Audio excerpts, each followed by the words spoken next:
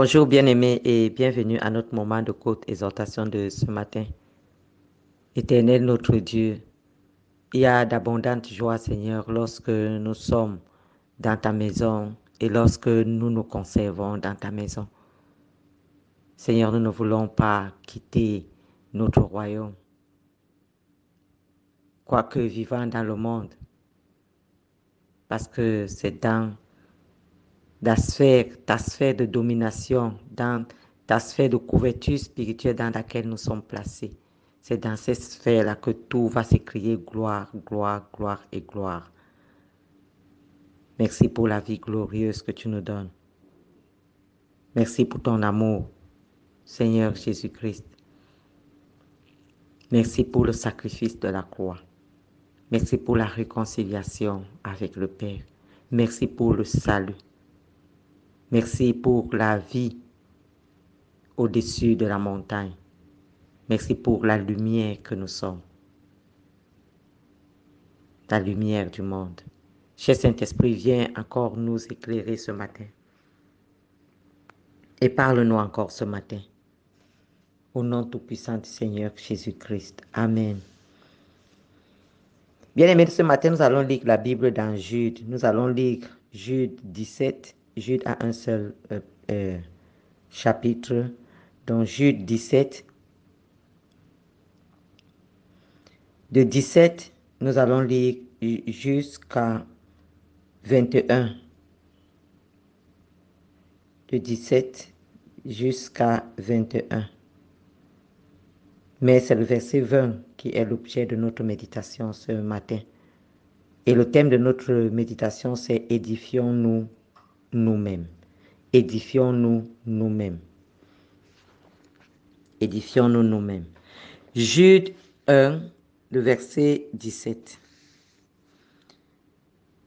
Mais vous, bien-aimés, souvenez-vous des choses annoncées d'avance par les apôtres de notre Seigneur Jésus-Christ.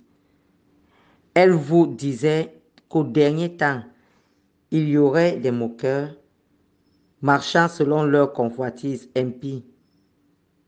Ce sont ceux qui provoqueraient des divisions, hommes sensuels n'ayant pas l'esprit. Verset 20.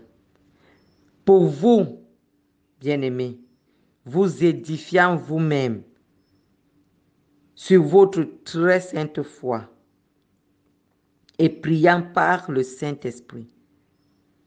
Maintenez-vous dans l'amour de Dieu en attendant la miséricorde de notre Seigneur Jésus-Christ pour la vie éternelle. Pour vous, pour vous, pour vous. C'est-à-dire, il a fait une certaine description au départ, mais ça, ce n'était pas pour nous. C'était pour les autres. C'était le comportement général de l'homme qui ne connaît pas Dieu. Mais pour nous, c'est-à-dire nous au contraire, Jude nous dit que nous devons nous édifier nous-mêmes sur notre très sainte foi, en faisant par le Saint-Esprit des prières et beaucoup de prières. Alléluia. Nous devons nous édifier nous-mêmes,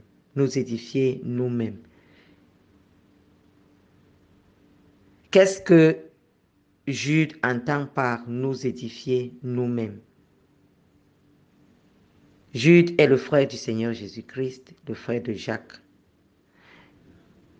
Donc Jacques, Jude sont les frères du Seigneur Jésus-Christ, des enfants de Marie, comme le Seigneur Jésus-Christ. Selon la chair. Mais le Seigneur Jésus-Christ, il a si bien dit, il a dit qu'il était. Et l'apôtre Pierre a bien défini qui était le Seigneur Jésus-Christ. Au-delà d'être venu sur cette terre par le canal de Marie, il était le Fils de Dieu. Il était Dieu. Amen. Alors, Jude nous dit ceci. Il nous dit que c'est vrai qu'au dernier temps, il y aura tout type de moqueurs, des gens marchant selon leur convoitise impie, et des gens qui vont provoquer la division, des gens qui seront charnels.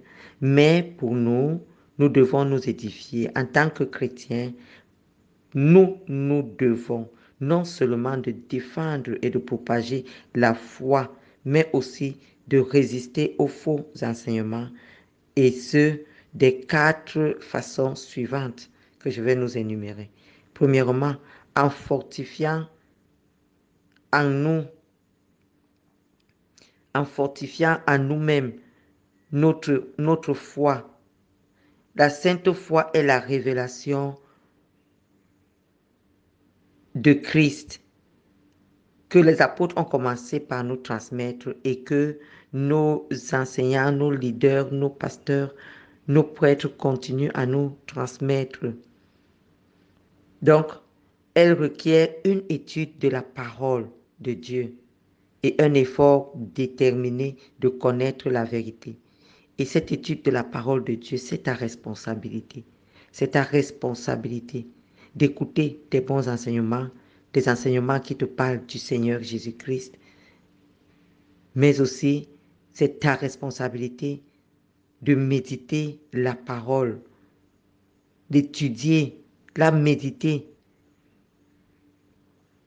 Et c'est ta responsabilité de faire un effort déterminé de connaître la vérité et les enseignements de l'Écriture, donc de la parole de Dieu. Bien aimé, nous sommes aujourd'hui dans un monde où le chrétien, alors qu'il a tout à sa portée, le chrétien est devenu très paresseux. Le chrétien prend la Bible le dimanche, va à l'église, écoute le pasteur ou le prêtre ou le leader, n'importe quoi, et puis rentre chez lui et referme cette Bible-là. Il oublie tout ce qu'on a dit ce jour-là à l'église.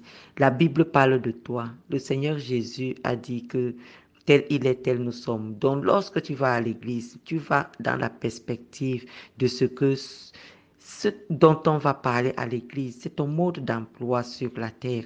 Tu dois connaître ces choses. Tu dois savoir ce que le Seigneur Jésus a fait, comment il a marché. Parce que toi, tu es là maintenant pour faire la même chose. Tu es là pour le remplacer et le seconder. Tu es là pour être vu exactement comme le Seigneur Jésus lui-même a été vu. Tu dois faire les choses qu'il a faites. Il a dit que non seulement nous ferons tout ce qu'il a fait, mais nous devons faire encore davantage. Ça, c'est ta feuille de route. Alors, si tu ne connais même pas déjà ce que le Seigneur a fait, si tu ne connais même pas déjà ce que la Bible dit du Seigneur Jésus-Christ, comment tu pourras toi-même accomplir la feuille de route qui est la tienne? C'est pour cela qu'il est très important, non seulement d'écouter les enseignements, mais aussi de passer du temps à lire la parole. Oui, bien-aimé, passe du temps à lire la parole. Mets tous les moments à profit. Même si tu es couché sur le lit d'hôpital, prends ta Bible et lis-la. C'est même en ce moment-là que tu as tout ton temps pour méditer la parole, pour ne pas penser à la maladie. La maladie n'est qu'un petit état rebelle en toi pour un instant. Elle ne peut pas être là éternellement. Pourquoi? Parce que tu as la vie de Dieu en toi. La vie sauvée de Dieu est en toi. Tu ne peux pas être malade. Alléluia. Mais nous ne parlons pas de maladie ce matin. Nous sommes en train de parler de ce que tu dois être déterminé à connaître la vérité et donc tu dois étudier la parole de Dieu. C'est pour cela que je suis en train de dire que quelle que soit la situation, tire avantage de cette situation pour étudier la parole de Dieu. Alléluia. La deuxième façon pour nous édifier nous-mêmes, c'est la prière. Nous devons prier par le Saint-Esprit, nous a dit Jude. Oui, nous devons prier par la puissance édifiante du Saint-Esprit, c'est-à-dire en regardant à l'Esprit pour qu'il nous inspire. Lorsque tu pries, bien-aimé, tu dois laisser le Saint-Esprit mettre dans ton cœur ce que ta bouche va déclarer. Tu dois laisser le Saint-Esprit te guider. Tu dois laisser le Saint-Esprit te fortifier même dans la prière et te soutenir dans cette prière-là. Le Saint-Esprit vient t'aider à prier Et lui-même, lorsqu'il voit que tu n'arrives pas à prier dans le sens qu'il voudrait, il va venir se supplier à toi et il va venir prier pour toi au travers des soupirs inexprimables. Le Saint-Esprit va venir exprimer la soif que tu as au Seigneur, à l'Éternel, parce que lui connaît et il sonde les reins du Père et il sait exactement quelle est la provision que le Père a pour toi. Et cette provision-là, tu dois la vivre dans son entièreté et doit être effective dans ta vie. C'est pour cela qu'il viendra par des soupirs inexprimables. Il va venir prier pour toi. Alléluia. Mais toi, tu dois prier par l'Esprit. Donc, une prière inspirée par le Saint-Esprit.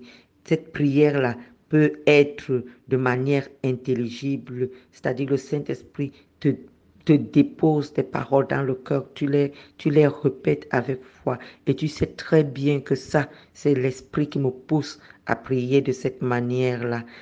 Mais aussi, tu peux prier par l'Esprit, c'est-à-dire que tu peux prier en langue si tu sais prier en langue. Prier en langue, quand je dis savoir prier en langue est le don le plus commun que donne le Saint-Esprit. Lorsque tu arrives à un moment où tu pries, et vraiment tu arrives à un moment de communion où corps, âme, esprit, tout est complètement tourné vers Dieu. Il n'y a rien. Ça, la communion est parfaite entre Dieu et toi, entre le Seigneur et toi. En ce moment-là, tu montes encore dans la prière. L'Esprit s'empare de toi et tu vas commencer à prier dans une langue qui n'est pas intelligible ni pour toi, ni pour personne d'autre. Mais là, tu es en train de déclarer les mystères de Dieu. Oui, tu es dans une déclaration puissante des mystères de Dieu. Alléluia. Donc, ne pense pas que c'est l'affaire des pentecôtistes. Non, ce n'est pas l'affaire des pentecôtistes. Même le chrétien catholique, moi j'ai commencé ma foi chrétienne quand j'étais à l'université. J'allais dans un groupe charismatique. C'était des chrétiens catholiques. Moi j'étais protestante, mais on priait tous ensemble parce que moi j'allais dans leur groupe charismatique de prière. Mais c'est merveilleux. Les gens parlent en langue et c'est tellement merveilleux. Donc parler en langue n'est pas une affaire de pentecôtiste. Alléluia. Il ne faut pas dénigrer quelque chose que Dieu a placé en nous. C'est un moyen puissant pour nous édifier nous-mêmes. Alléluia. L'apôtre Paul dans la Bible, l'apôtre Paul dans la Bible pouvait dire qu'il parle en langue plus que nous tous. Oui, nous édifier nous-mêmes, c'est aussi demeurer dans la sphère de l'amour de Dieu pour nous. Cela implique une obéissance fidèle à la parole de Dieu. Nous devons être fidèles et nous devons obéir à la parole de Dieu. Et finalement, nous édifier nous-mêmes, c'est aussi désirer ardemment et en attendant le retour du Seigneur et la gloire éternelle qui accompagneront son retour, nous devons désirer ardemment à voir ce retour-là. Nous devons désirer ardemment vivre la gloire éternelle qui accompagnera son retour. Oui, bien-aimés, nous devons nous édifier nous-mêmes. Par ailleurs, dans la Bible, on va dire de nous édifier nous-mêmes par des psaumes, par des cantiques. Alléluia. Nous devons nous édifier nous-mêmes et garder toutes nos pensées en Christ. Je vais m'arrêter là ce matin. C'était Maman Suzanne. Tu es abondamment bénie. Shalom, shalom.